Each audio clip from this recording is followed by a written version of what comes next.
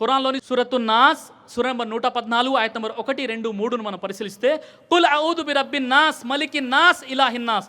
అల్లాహ్ మానవుల ప్రభువు, మానవుల చక్రవర్తి, మానవుల ఆరాధ్య దైవము. అల్లాహ్ అంటే ఎవరు? సూర రూమ్ సూర నంబర్ 30 ఆయత నంబర్ 40లో అల్లాహుల్లదీ ఖలకకుం, ఆ అల్లాహే మిమ్మల్ని పుట్టించాడు. సుమ్మ రజకకుం, ఆయనే మీకు ఉపాధినిచ్చాడు. సుమ్మ యుమీతుకుం, ఆయనే మీకు మరణాన్ని ఇస్తాడు. సుమ్మ యుహీకుం, మీరు చనిపోయిన తర్వాత మళ్ళీ ప్రాణం పోసి లేపి నిలబెట్టేదే అల్లాహ్.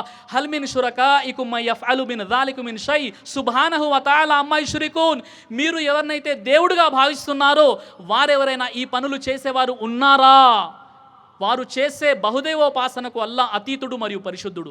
సోదల్లారా, ఆ దైవం మిమ్మల్ని పుట్టించాడు, పైనుండి వర్షం కురిపించి ఉపాధిని ప్రసాదిస్తున్నాడు. ఆ దేవుడే మీకు మరణాన్ని ఇస్తాడు. ఆ దేవుడే మళ్ళీ ప్రాణం పోసి లేపి నిలబెడుతున్నాడు. మీరు ఎవరినైతే దైవంగా భావిస్తున్నారో వారెవరైనా ఈ పనులు చేసేవారు ఉన్నారా అని అల్లాహ్ ప్రశ్నిస్తున్నాడు. ఇంకా అల్లాహ్ అంటే ఎవరు అనే విషయానికి ఖురాన్ సూర అస్-సజ్దా సూర 32, 4ను మనం పరిశీలిస్తే అల్లాహుల్లదీ ఖలకస్ సమావాతి వల్ అర్ద వమా బైనహుమా ఫీ సిత్తతి అయ్యామిన్ సుమ్మ ఇస్తవా అలల్ అర్ష్ మా లకుం మిన్ దూనిహి మిన్ వలియ్యిన్ వలా షఫీ అఫలా తతదక్కరూన్. అల్లాహ్ అంటే ఎవరు? భూమిని ఆకాశాలను వాటి మధ్య ఉన్న సమస్తాన్ని 6 రోజులలో సృష్టించి సృష్టి సామ్రాజ్య పీఠాన్ని అధిష్ఠించిన వాడినే అల్లాహ్ అని అంటారు. ఆయన తప్ప మిమ్మల్ని ఆదుకునేవాడు కానీ, మీకు సహాయం చేసేవాడు కానీ, మీకోసం సిఫారసు చేసేవాడు కానీ ఎవ్వడు లేడు. అయినా మీరు ఆలోచించరెందుకు అని దైవం ప్రశ్నిస్తున్నాడు. కాబట్టి అల్లాహ్ అంటే సకల లోకాల సృష్టికర్త.